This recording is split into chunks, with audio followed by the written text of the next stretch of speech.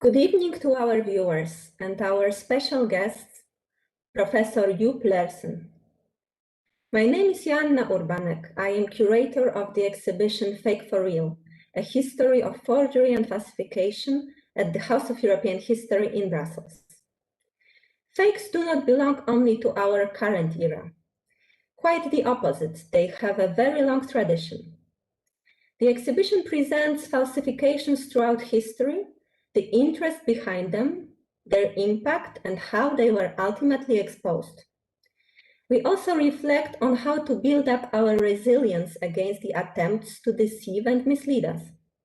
The exhibition remains open until the end of January 2022. Today's event is part of a series of online talks called the Flamboyant Fakes.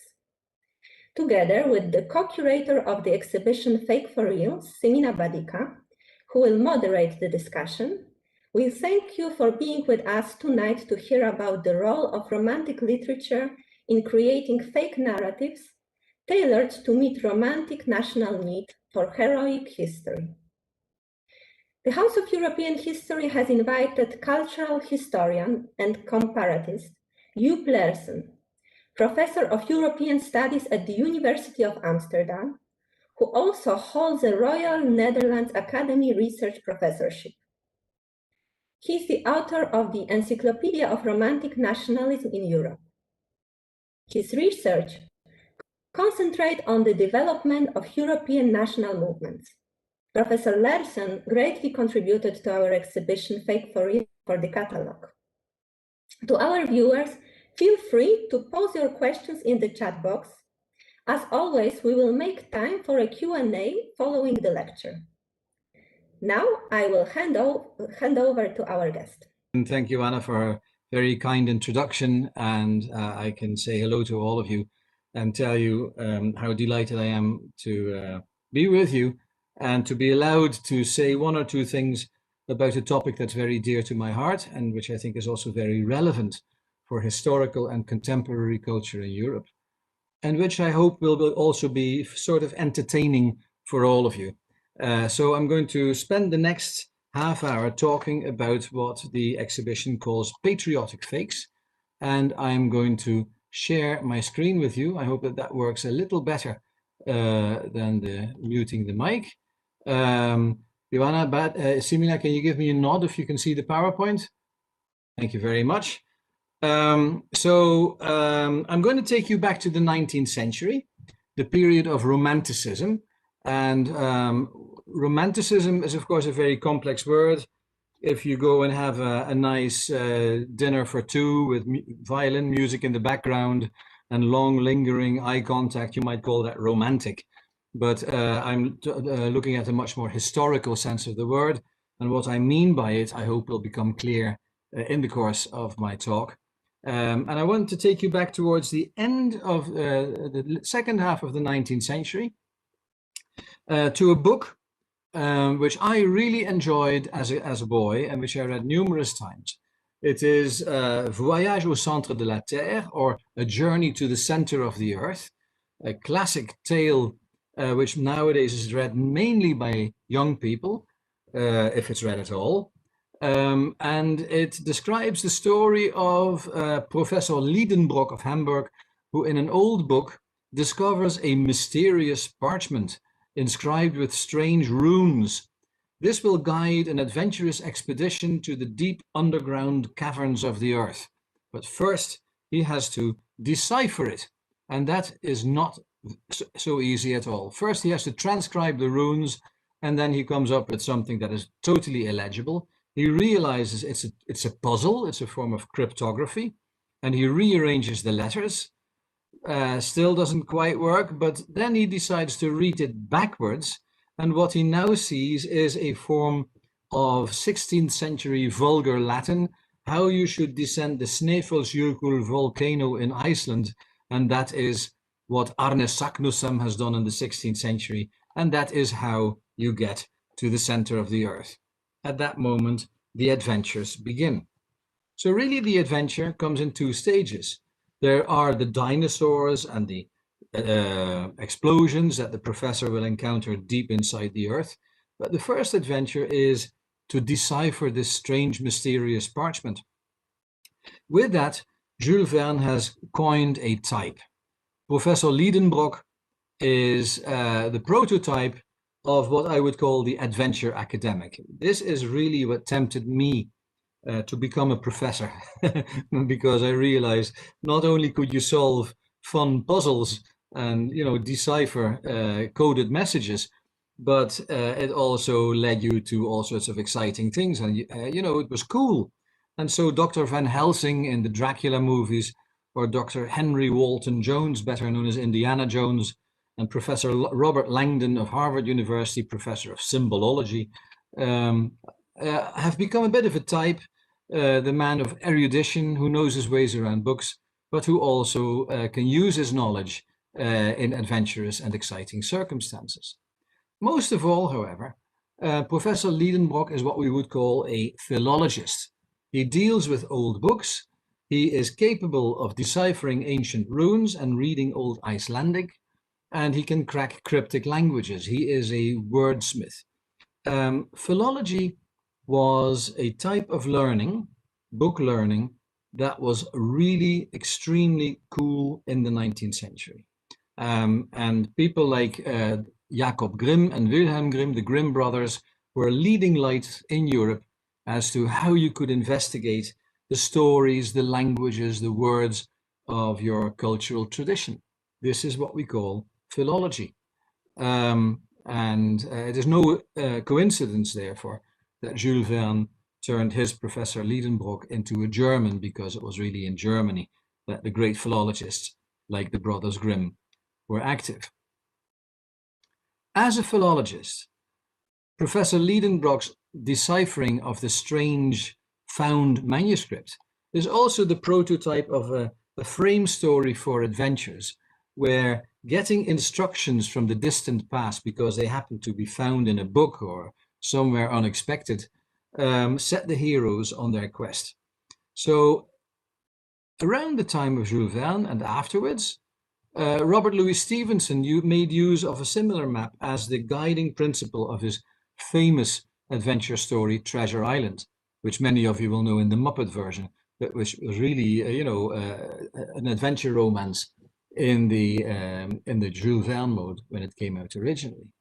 Another adventure romance of the late 19th century was King Solomon's Mines by Henry Rider Haggard, which is about a treasure in southern Africa, a colonial heroic romance. And even J.R.R. Tolkien in The Hobbit is still making use of a map with hidden language and coded messages about how to get into the back door of the mountain where a dragon is guarding the gold. So there is a type of trope, an ongoing theme that is repeated again and again and again, and which obviously speaks to the imagination. Now, this imagination, I think, can be linked to the 19th century, but is still with us. And it can also cross over from the realm of fiction, even children's fiction, to the realm of fake for adults. Here is an example. Professor Liedenbrock would have been excited to discover the fact that an ancient stone was found in the central United States, in Minnesota, in the late 19th century, so that's around the time of Jules Verne, inscribed with the types of runes that he could decipher, old Scandinavian letters. It was discovered by a farmer who had immigrated from Sweden, Olof Öhman, who transcribed it and deciphered it. And what do you know? Something really exciting.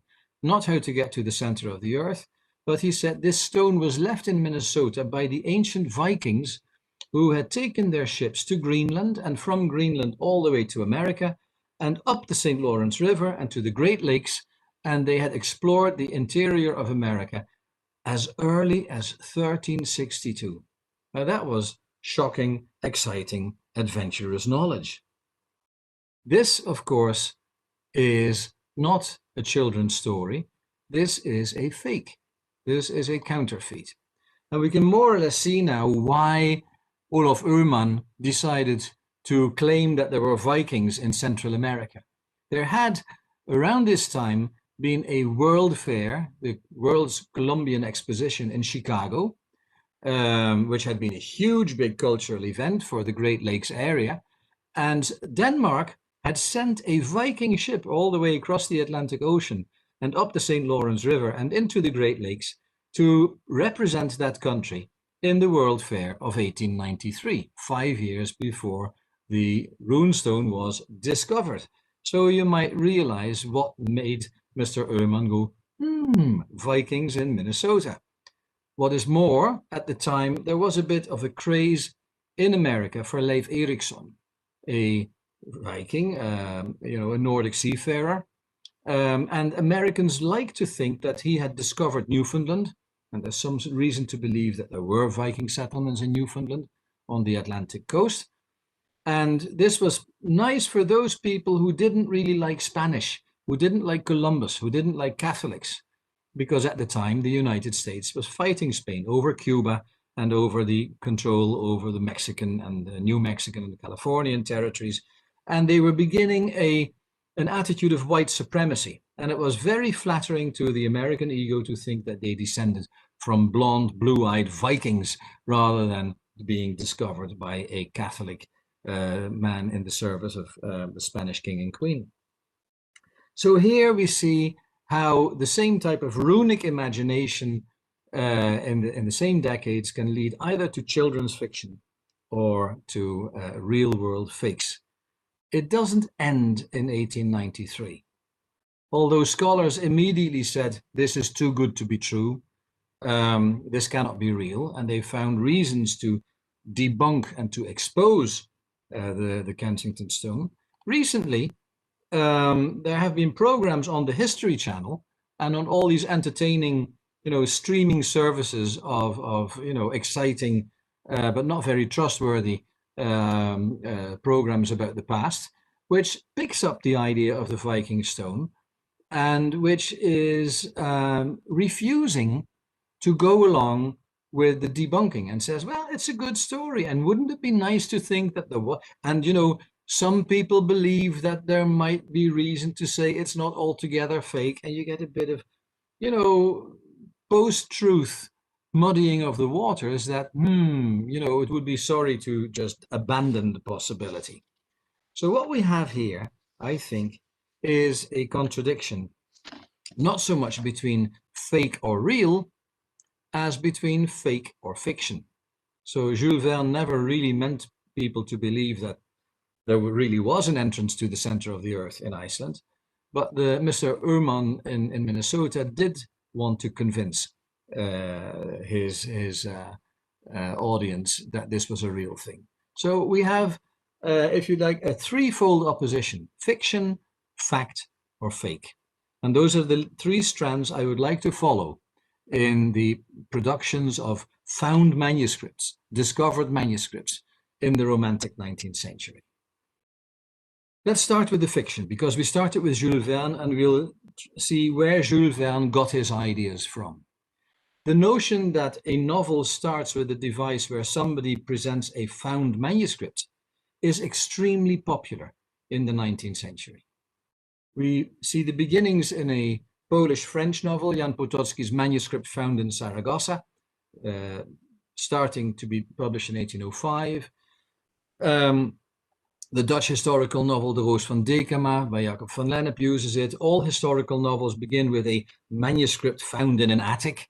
And even recently, Umberto Eco's The Name of the Rose begins with, as the author ironically puts it, of course, a found manuscript. The sort of thing that everybody does, almost as a trope, a convention. Walter Scott was the benchmark in this type of romantic fiction. The man of Ivanhoe, the man of Rob Roy, the man who discovered how colorful the past could be to trigger the imagination of his audience. The man who really launched the historical novel on his career, and one of the most important representatives of the Romantic generation in literature. In his novel The Monastery, Scott is already poking fun at the convention that he himself helped to spread. He pretends that he is the editor of an old manuscript. And he says, well, what I've remarked as peculiar to editors is the happy combination of fortuitous circumstances. So incredible coincidence is what starts it. You walk on the seashore and a wave throws on land a small cylindrical trunk or casket containing a manuscript, much damaged with seawater, which is with difficulty deciphered, and so on. Another steps into a chandler's shop to purchase a pound of butter, and behold, the waste paper on which it is laid is the manuscript of a Kabbalist. A third one is so fortunate as to obtain from a woman who lets lodgings the curious contents of an antique bureau, the property of a deceased lodger.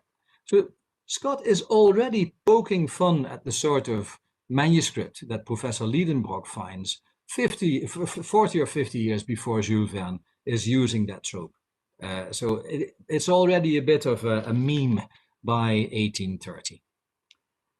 This has to do with how the 19th century, the Romantic century, wanted to be told stories. The Romantic century wanted to re-enchant the world. They wanted to believe in magic. In the Enlightenment, rationalism, a scientific, logical approach to the world had been dominant. People had been reasonable. They believed in critical reason. But for a lot of people, this meant that the world became more boring as a result. They lost the magic. The great sociologist Max Weber calls this process Entzauberung, a loss of magic, or in good English, disenchantment. So by 1800, people were disenchanted with the world that became dry and predictable and scientific. And they were ready to find a new enchantment in the world, new excitement. And Romanticism could be seen as the generation of writers that wants to re-enchant their readers, really wants to trigger their imagination, their sense of wonder. The Romantic poet Coleridge had a beautiful phrase for this way of reading novels. He says, you know, novels are not lies, and novels are not truths either. When somebody says, once upon a time there was a night, we don't believe that this is really the case. But when we start reading, we really get excited. When something funny happens, we really laugh. When something sad happens, we might get real tears in our physical eyes. And when things get exciting, our pulse rate may go up and we might start turning the pages faster because we have real adrenaline going in our blood about things that are not really true. So we are responding to contrivances as if they are factually true. And we know better, of course. We don't really believe that Ivanhoe was a real man. But we, as Coleridge says, we suspend our disbelief. We become like children who lose ourselves in the story. And while we are skeptical, we suspend our skepticism and we go into a sort of a half belief. Wouldn't it be nice just to go along with the fiction? Let's go along with it. We buy into a what if scenario, pretending that this just might be true. And if it isn't, it's still fun. This is how Coleridge tries to capture what he calls the magic of fictional stories, the enchantment of fictional stories. And that lands us squarely in the climate of Romantic literature. And that's to say, the generation of Coleridge, of Scott, of Potocki, of Jacob van Lennep. And if you look at the dates that I'm putting on these slides, they will be all from the 18 teens, 20s, and 30s, with a second wave with Jules Verne and, you know, the popular fiction of the 1880s and the 1890s. Now, why did Scott and his followers use this idea of finding a manuscript? There's one good answer for this. In fact, people were discovering a lot of manuscripts at the time. There were a lot of factual discoveries. A lot of manuscripts were found in attics, and there was nothing fictional or forged about them. In a dam burst of discoveries between 1780 and 1860, almost all of medieval European literature was retrieved from dusty back rooms in forgotten libraries The Enlightenment hadn't had time for medieval literature, or very little. Nobody was reading this stuff. It was, somewhere gathering dust. And then suddenly people dig it up again. A good example is Beowulf, which is discovered in 1786 after centuries of neglect and first published in 1807.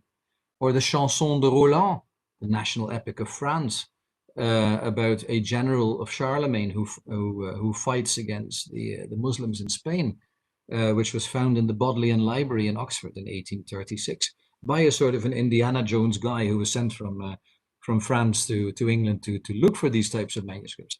And the Reynard the Fox story in Flanders was first found and published in 1834, etc., etc., etc. You see a lot of discoveries coming to light in the Romantic period. So we have a curious double production going on. Not only are people like Walter Scott and Jacob van Lennep writing new stuff, their colleagues elsewhere in the country are discovering old stuff. And the old and the new are hitting the market at the same time. So when the novelists talk about manuscripts found in an attic, they are referring to stuff that was making the headlines at the time. A lot of manuscripts were being found in an attic. So it seemed plausible enough. The reasons for this we can analyze. I'm not going to go into that. The old libraries of the period, the old libraries from the Middle Ages were being reorganized around the French Revolution, and they were being reinventorized. So you got a big backlog of stuff suddenly hitting the catalogs. Medieval studies was becoming an academic discipline, and people who were philologists like Professor Liedenbrock had been amateurs in the 18th century, but now got employment in the National Archives, in the National Libraries, in the universities, and they were developing a professional ethos. More interesting than the causes are, in fact, the effects of this. To have an epic was really, really cool. To discover Beowulf was really a source of pride for the English, because it meant that they had their own heroic origins way back in the tribal and antiquity of the Middle Ages. The rediscovery of the medieval past really triggered people's imagination. That would stay there. I think, our taste for The Lord of the Rings and Games of Thrones is still an ongoing romantic habit that we started to learn around 1800. People were rewriting their history, and it was a massive source of national pride at having your own epic. So here, two other aspects of the Romantic period are coming into focus.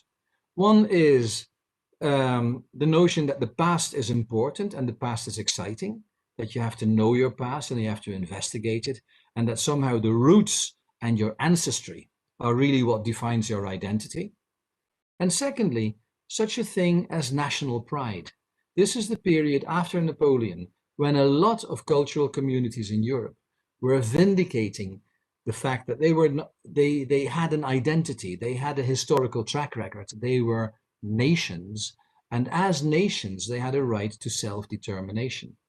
So the beginnings of 19th century nationalism, from the period of Napoleon to the First World War and the Treaty of Versailles, begins here. People were on a quest of self-discovery, asserting their identity, beginning to develop ambitions for national independence, and having your own epic was a real trump card if that is what pushed your buttons. So with Napoleon and politics and nationalism and going back to the Middle Ages and wanting to be re-enchanted, we have a whole package deal of stuff that we can call romantic. And this is why it appealed so strongly to the imagination. But, these are the factual discoveries, and there were a lot of them. But not all cultural communities had them. There were no ancient manuscripts for the Latvians or for the Finns or for the Albanians. So what do you do? If you want to have your own epic, if your national pride needs you to have your own epic, but there are no libraries to go through and no old manuscripts to discover, one response was, if you don't have it, you fake it. And the great example here was, if you like, the godfather of European Romanticism, uh, a, a bard called Ossian, the Scottish Homer. There's a lot of stuff about Ossian in the exhibition and also in the video guided tour of the exhibition, which I recommend everybody to have a look at. The story is well known. A Scottish bard dating back to the 4th century was rediscovered, a bit like Beowulf, by a man called James Macpherson in the 1760s. Wow, big thing. You know, Scotland has its own Homer, a huge cultural success. It really appealed to the imagination. Translated everywhere, it was a huge bestseller and it fired everybody's mind. But it turned out to be just another Minnesota runestone. Mr. Macpherson had not really discovered Ossian, he had in fact contrived Ossian. He felt the need to assert the greatness of the Scottish nation. And there were some folk songs and some ballads, and he sort of overinterpreted them and he magnified them into something which was the northern counterpart of the Homeric epics, the Iliad and the Odyssey. So there were two reasons why Ossian appealed to the European imagination. First, he was famous, and then he was notorious. But he also gave a role model to a lot of people who came one generation later. How important the role model is, we can see from, if you like, a fashion tradition. Since Ossian, all important ancient bards who tell us important wise things need to be dressed like Santa Claus or like an ancient Old Testament prophet. That is how Ossian is depicted, with a robe and a long grey beard. But Merlin in the 19th century, and Panoramix the Druid in the 20th, and Gandalf and Dumbledore, all are like Ossian clones. We automatically dress them not in jeans, not in trousers, not in a pinstriped suit, but in Ossianic dress. That is how strong the appeal of Ossian was on the imagination, even after he had been debunked.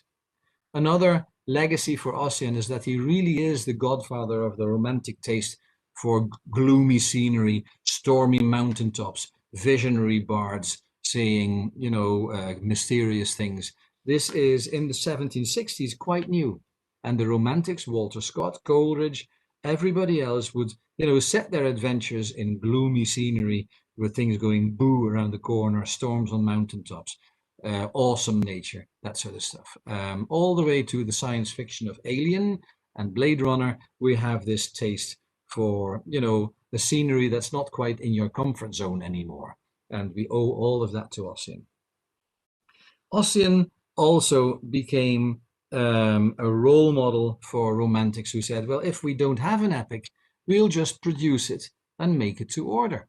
So a lot of fakes were produced in the wake of Ossian. I'm going to show you a few of them, and then I'm going to round up my talk.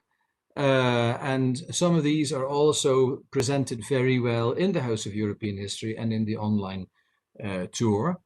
The copycats that I'm going to show you here, three of them.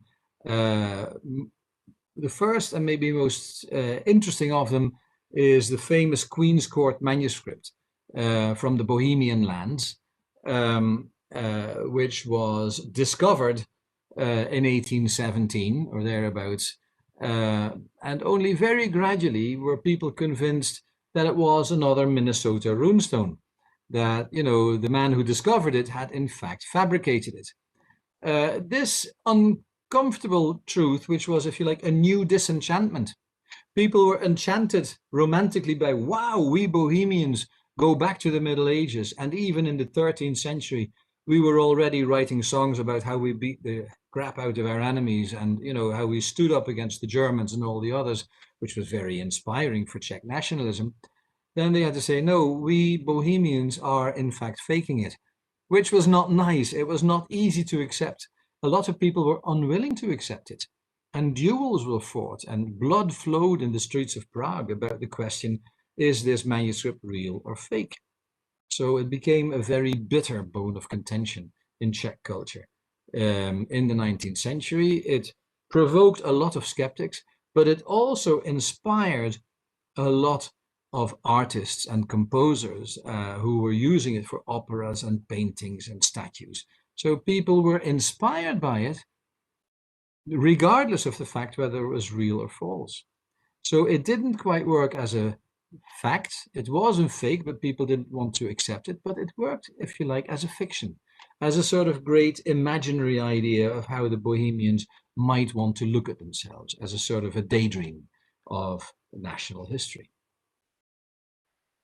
Much funnier is this one. This is a very late example. It's from the 1860s.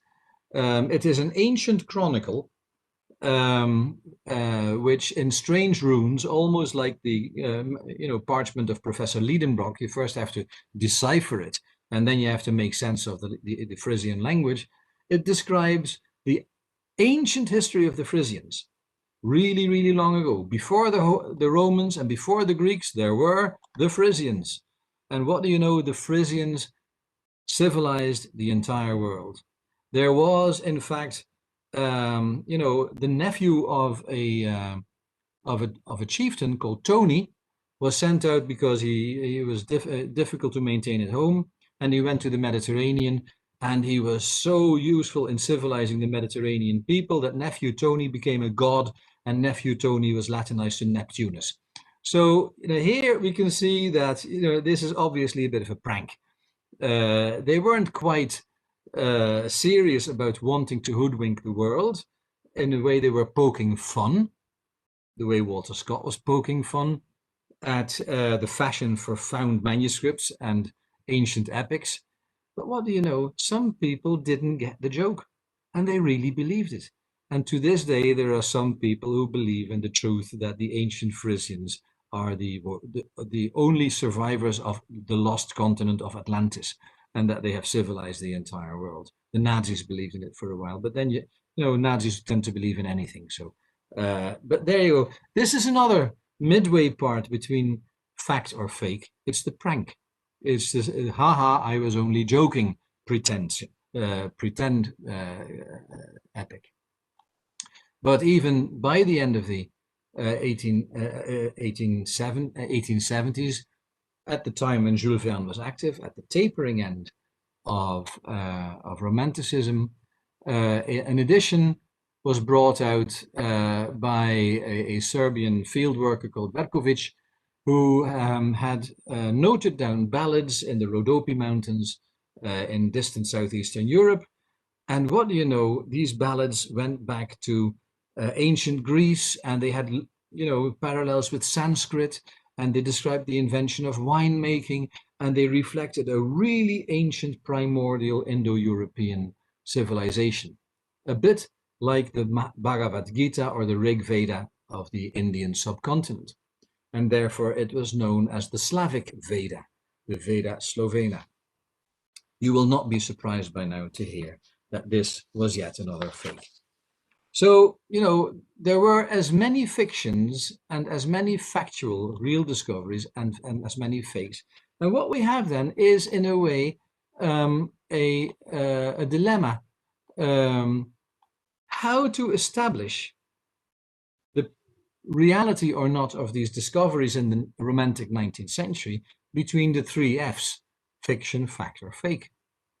And in some cases, we still don't quite know. The Russian epic of King Igor was printed in 1800, but the manuscript was lost in the Great Fire of Moscow when Napoleon was there in 1812. And important experts are still bickering over the question, is this Beowulf or is this Ossian? How do we have to assess the authenticity of the epic of Prince Igor? The Finnish Kalevala was put together from oral folk ballads. The folk ballads were written down very conscientiously by the Finnish physician and field worker Lönnrot, but he also supplied some stuff of his own. He rearranged it, and he turned loose fragments into a great epic. Now, how real is that? And how real is the spin-off of the Kalevala that appeared in Estonia almost 20 years later, the Kalevipoeg?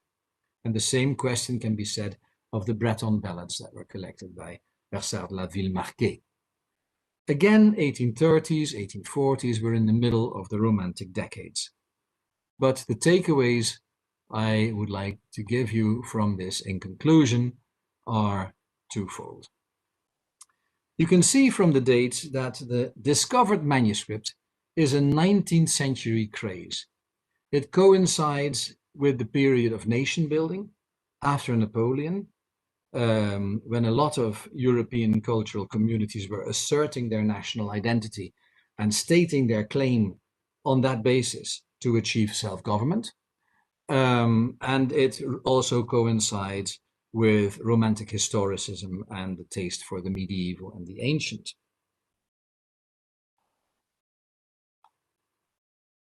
I think it prepares the ground in its later afterlife for what we now would call alternative histories. By the 19th century, you get myths about Atlantis, also spread by occultists like Madame Blavatsky and the taste for theosophy. We get fakes like the protocols of the Elders of Zion, also featured prominently in the exhibition, which basically give fake information about conspiracies by the Jews to rule the world. We get religious sects and churches, for instance, the Church of the Mormon in the United States, basing their belief system on a found manuscript. And we get, in other words, a suspended disbelief, a what-if scenario, a romantic reading of, wouldn't it be interesting if this were true, underpinning a real belief system in the present-day world. So you get conspiracy theories, and QAnon is the ultimate pathological outflow of this type of suspended disbelief and what-if scenarios. A good example here is the fictional story The Da Vinci Code by Dan Brown, which is just a story. You know, it's and the story is about the notion that Jesus survived the crucifixion and had children with Mary Magdalene, and that the kings of France are in fact the descendants of Jesus and Mary Magdalene. A totally cuckoo story. But Dan Brown based his totally cuckoo story on a totally cuckoo conspiracy theory, which people asserted in earnest as really being the case. And you got all these problems that Dan Brown was accused of plagiarizing something that was patently a contrivance, a what-if scenario. So if we look at the 19th century as, and the found manuscript as in a dilemma between, fake or authentic, we're missing out on the third angle in the triangle, fiction. A lot of this stuff is half belief. It is the stuff of a romantic mindset wanting to be re-enchanted. And the great danger of this stuff is that, in fact, we have learned as grown-ups how to fall for fairy tales. That's the end of my presentation. I will now stop sharing my screen. Thank you very much. Thank you, Professor Leerssen. As always, it's really fascinating to listen to you, even though some of the things are somewhat familiar to me, as I have been preparing the exhibition that you very nicely linked in your presentation, and I thank you for making the connections. It is indeed a subject that is one of the sections of our Fake for Real exhibition, and for those of you who are in Brussels, some of the forged manuscripts that Professor Leerssen mentioned can actually be seen in our exhibition, or later editions of them, or some of the artistic follow-ups to these very nice stories, as Professor Leerssen has so nicely and eloquently explained. It is the power of these forgeries was so far that their life extended beyond them being false or true. It was very soon. It was not even a matter if they are real or fake, but they have in fact created. I mean, the consequences of these forgeries are very real, and it made me think of what you said at the beginning of the way we experience fiction as something very real. So the consequences of fiction are very real. We do get our heart pumping, we have feelings related to the fiction we read, and at the same time, at a more like societal or national or country level, these forgeries had real consequences, and they constructed nations. So I do have some stories for you. Now, one of them would be that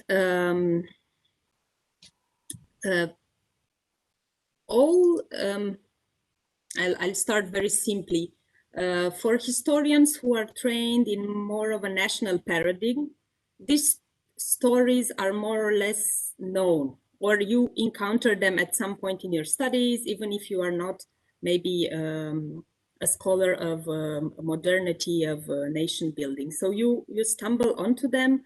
You are a bit surprised that the things you learned in high school actually were not entirely true. So it works a bit like this. But then you kind of forget about them, or you even think that it was just like a random mistake that happened in your country.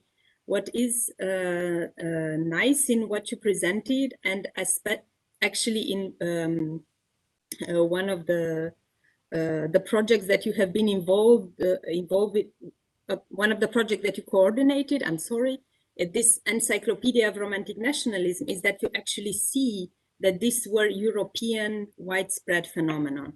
So I think my question is, in the way you presented, it was very clear. You very nicely picked examples from different national contexts. So we can see more or less the same types of forgeries, the same phenomenon, in a way, the same narrative structures, let's say, from the moment of discovery to the Homer who is telling the whole thing. So you have some literary tropes there. My question would be, and I think the audience would also be interested to hear, were they actually, can we know if they were connected among them in the era? So what, how strong was this connection? Were they talking to each other? Was it a forgers guild? Did they meet on Zoom to discuss what prank to pull next? Was it like a European competition who makes the best fake medieval manuscript? Or was it, I mean, what can we actually know about how they influenced each other? Because for a lot of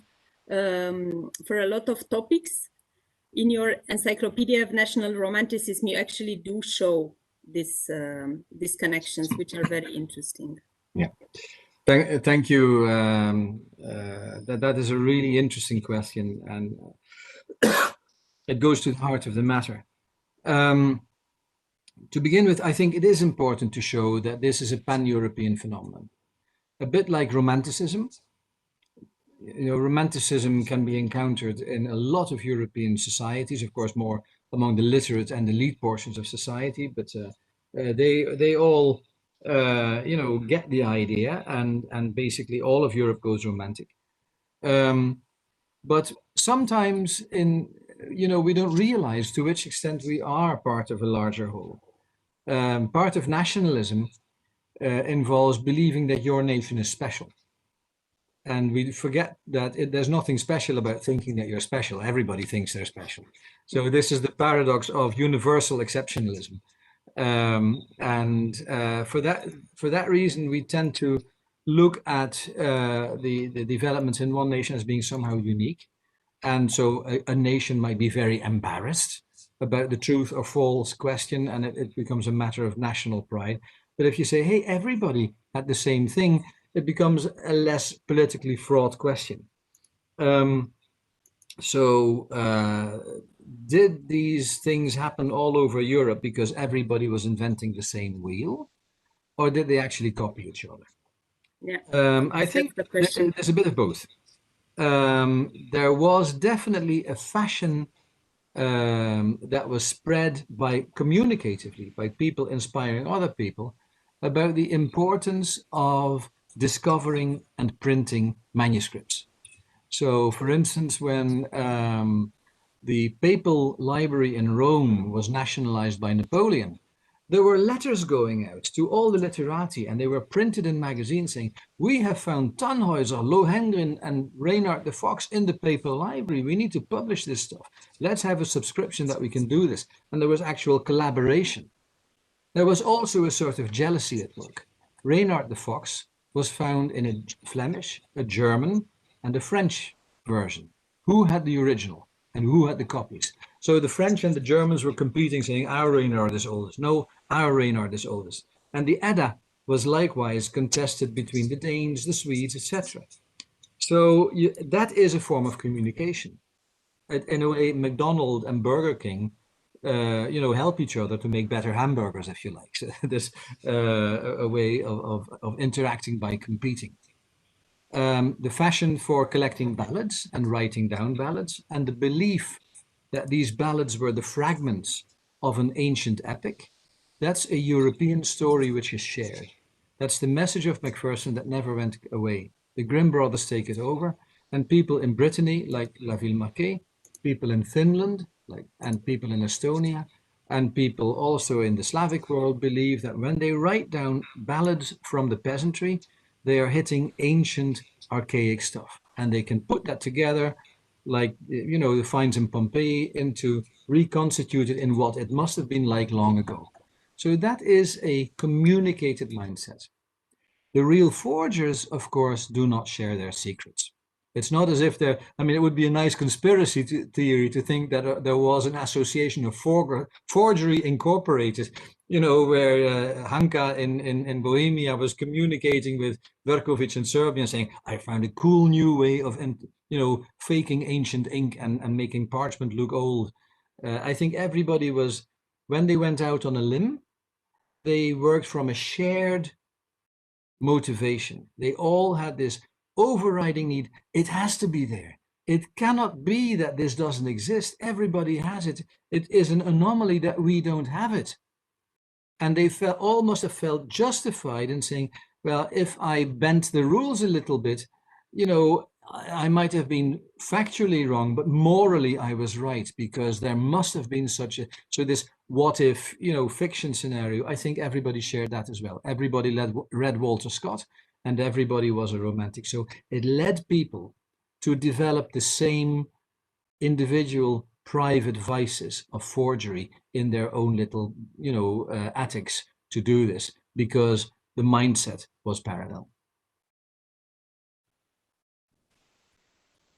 Thanks so much. We are already receiving questions from our audience, so I will put aside mine and give the floor to David Cooper from the University of Illinois. And he is asking if you could say more about the excitement about the Scottish Homer, and what role does Greek culture play as a model for these romantic fakes?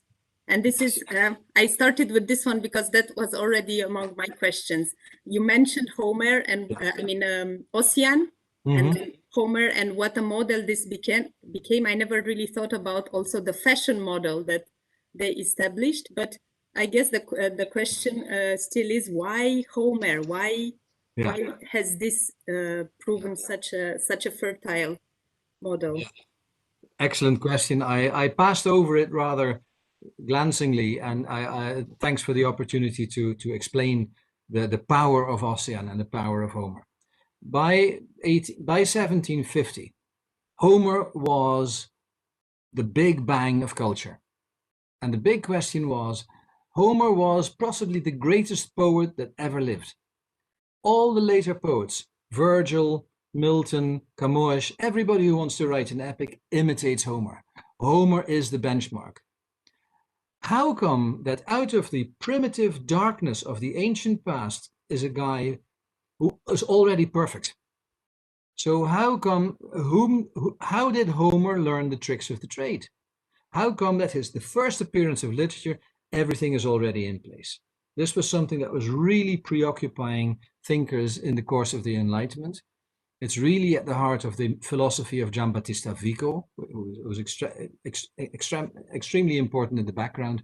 But Homer as what we call the primeval genius, or as they called it, the primitive genius. is a really, a thing that preoccupies people. The two most important texts in the world, the Old Testament and Homer, are perfect examples, and they come out of nowhere. So a notion got to be developed that by Vico, that it could be possible that each civilization begins with a cultural Big Bang, when in a primitive moment, like for the ancient Jews or for the ancient Greeks, there is somebody who is at the same time making the myths, the epic poetry, and in a way formulating the cultural memory for a society which from that moment onwards has entered the stage of world history. And this is why the idea that there was a second Homer becomes so very, very powerful, that Homer was not alone, that the Big Bang could be replicated, that there was, if you like, a multiverse of civilizations in history. Right from the beginning, when Macpherson was putting together the oral material and saying there were two epics, like the Iliad and the Odyssey, two epics by Ossian, immediately he was called the Homer of the North. And he was also schematized into a sort of a European North and South relationship. Homer was the poet of the Mediterranean, of sunshine, of vitality, of energy, whereas Ossian was the poet of the North, of rain, of meditation, and of melancholy. And what you can see is already the opposition between classical and romantic is being announced in this dualism between Homer and Ossian. And that is why he became such a runaway success. As the exhibition explains, he was translated by Goethe. Yeah, not the least of them. Entire chapters of Goethe's novel Die Leiden des jungen Werthers are straightforward translations of Ossian. Ossian was translated into Italian and from there into all the European languages. It's famous that Napoleon carried a pocket edition of Ossian with him. So much as you have, if you like, Tolkien fans who read The Lord of the Rings every year, Ossian was everything. So you can see why, and you should not underestimate how very, very largely his shadow loomed over the literary landscape in the 1770s, 1780s, and 1790s. I hope that answers the question. Thank you. We have another question from Lawrence Gaukema. I hope I pronounce it correctly. And it's about the Da Vinci Code. She says that its publication led some academics to giving public lectures as they felt the need to debunk Brown's fiction. And she asks, why are people in the internet age still as susceptible for fake history as in the past? She also asks if can history education play a role in making people less vulnerable for historical forgeries? And if I may, I would complicate this question by adding that most of these forgeries that we talk about have actually been created by academics. So you had to be a very learned person in the era that you wanted to fake in order to produce a valuable forgery. So I delivered the question with this complication. It's a bit of a zinger. By the way, if that is Lawrence Gaukema, he's a he, and I know him, he's from Belgium, and I'm saying hi to him here. Yes, that's it. Lawrence Gaukema. Yeah, right. Hi there, Lawrence. Good question. There has always been a tendency among historians to position themselves as the guardians of a true and proper relationship with the past.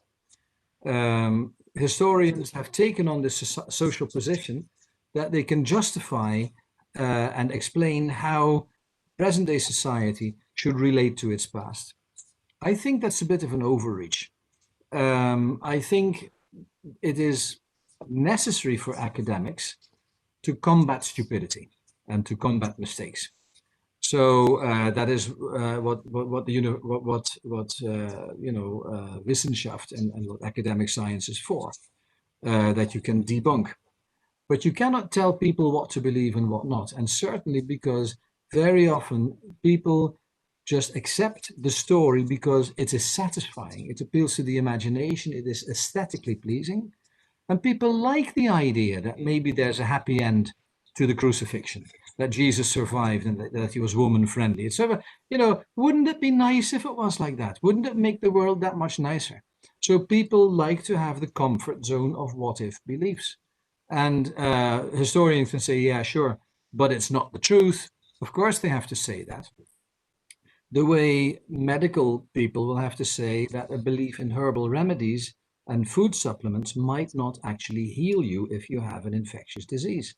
But it's an ongoing battle. You cannot prescribe culture by academic science. The two will always be in a fraught dialogue, bickering like an old married couple who still stay together. But you know, it's an ongoing debate, and it cannot stop. People will buy into strange what if scenarios, and scientists will say it sounds nice, but it's not really true. The problem nowadays is that there is a loss of authority for academic science. You see this also in the anti-vaxxing movement and all over the place. But I'm not going to go into that here. That has nothing to do with forgery, but it has to do with conspiracy theories. People will be very skeptical about the established truth. They will say, you know, they will be critical and say, I don't, but they will repeat something that they read somewhere on the internet as if it's true. So there's a strange mixture of skepticism and gullibility. I cannot resolve that. Now, in some respects, I think historians and philologists would like to be adventure academics, and they are jealous of the people who can sway and inspire their audiences and sweep them off their feet and actually, I don't know, influence the world. So with power come temptations.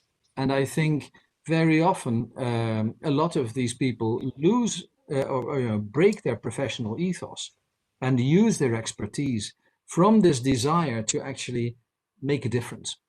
As a historian, you're very often just, you know, wagging your finger in the background saying the Da Vinci Code is wrong. You know, it's like this guy who cannot go to bed at 1 a.m. because somebody is wrong on the internet. You know, academics are sad people in that respect. So it would be nicer to tell a good joke and have people laugh with you.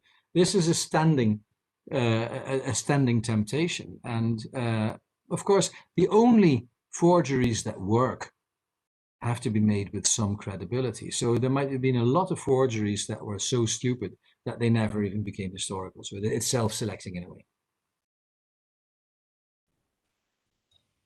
Thank you. I will conclude with a question that broadens even more our horizon. So it's a question from Laya. She asks if patriotic fakes are a pan-European phenomenon, but what about, are they also found in the Middle East or Asia? That's a good question. And I really have to think about that. I do not have a cut and dry answer. At the moment, but you know, that's modern global culture. You have a lot of fake history in Bollywood cinema. You know, Hindu nationalism will, you know, do a lot of invented histories.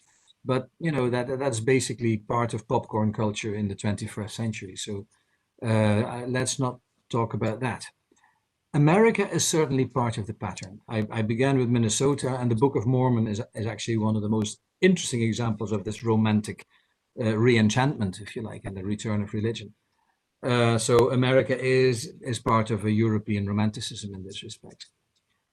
I think possibly it may not be as strongly represented in other civilization traditions, because Europe, specifically in developing the university system in the early modern period, in the late medieval, early modern period, developed something called source criticism.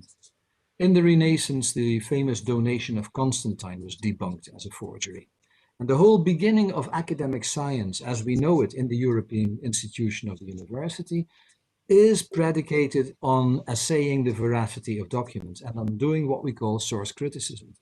That is a specific type of knowledge production which in the 17th, 18th, 19th century, I'm not sure if that had parallels in the centers of knowledge production in India, in China, or in Japan, or in other parts of the world. It seems to be a particularly academic, university, institutionally anchored European tradition to have source criticism and to have this ongoing competition between the philologists and the forgers, because the two of them, they need each other to keep each other going. And sometimes, if I may say, they are even the same. So I guess that. Yeah, the philologists. I mean, they change sides, but they are more or less. That's right. The most interesting, very briefly, that famous Czech case that we have. Mm-hmm. Václav Hanka was the man who forged the Queen's Court manuscript. Was a very highly regarded, fine philologist, and the man who disbelieved him, the man who debunked him, was an older philologist called Dubrovsky. And there is now some suspicion in certain quarters that Dubrovsky forged the Lay of Prince Igor. You know, where do you stop? I mean, there are conspiracy theories right there. You can go down a rabbit hole if you do that history too. I think we are really approaching the end of our event. We are trying to respect the attention span of our online viewers, which apparently is shorter than for a normal lecture. I would like to thank Professor Leerssen and assure him that we will invent new exhibition themes only to fit your expertise, so we can invite you again and talk about your field of knowledge and expertise, which is of course not restricted to fakes, but it's always such a nice and interesting occasion to talk to you. I want to tell our viewers that in a month from now, we will hopefully kind of continue this discussion, because we will invite Professor Frederick Clark, which will talk, whose title of the lecture, the same as the article in the catalog, is Forgers Should Have Good Memories. And he will talk precisely about this connection between forgers and the development of scholarship and expertise and the professionalization of historians by debunking forgeries and looking at the manuscripts. So we are continuing in investigating this these issues, and hopefully we will meet again here online or in person in Brussels. And thank you, Professor Leerssen. Wishing everyone a nice evening. Thank you for organizing this. Thank you for having me. Bye-bye.